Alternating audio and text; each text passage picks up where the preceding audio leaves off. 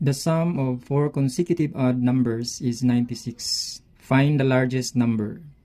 So we have A, 23, B, 25, C, 27, D, 29. So how to get the largest number, ano guys? So we know that the total or the sum is 96.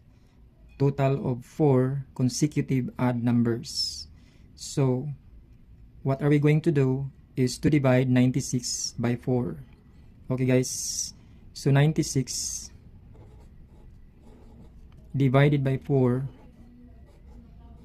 Okay, so we divide first 9. 9 divided by 4 is 2. Then 2 times 4 is 8. Then minus 9 minus 8 is 1. Bring down 6. Okay, so 16 divided by 4 is 4. Then 4 times 4 is 16. Then 16 minus 16 is 0. So the answer is 24.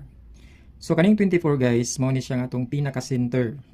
Okay, so we have 24 here.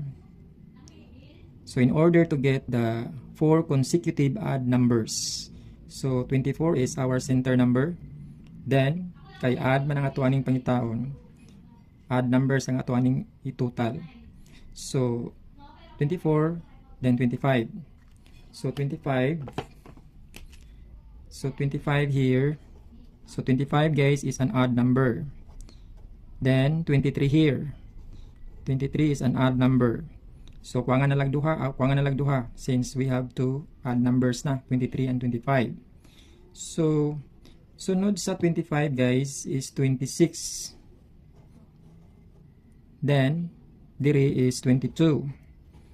So kani sila tanan ning the blue, 22, 24, 26 mga even numbers ni siya. So odd numbers naman lang ato aning pangitaon since mao man ni atong i-add so that we can get the largest number. So 23, 25. So dire after 26 is 27. So 27. So 27 here. Then here is 21. So kumpleto na guys. Nakuha na nato ang upat ka odd consecutive odd numbers. So we have 21, 23, 25 and 27. So mao na sila guys ang ato ang consecutive odd numbers. So ang gipangita diri is find the largest number. So kinadak-an nila ani is 27. Okay guys, so the largest number here is 27. Okay, so the answer is letter C. Okay guys, so that's it.